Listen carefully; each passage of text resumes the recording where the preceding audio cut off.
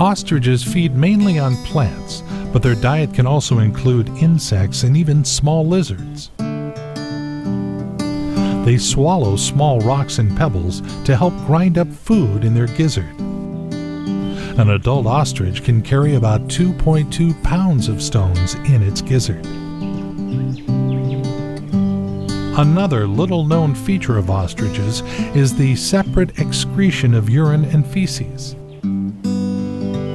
All other birds excrete urine and feces in the form of uric acid, but the ostrich is unique among birds in having two separate systems for liquid and solid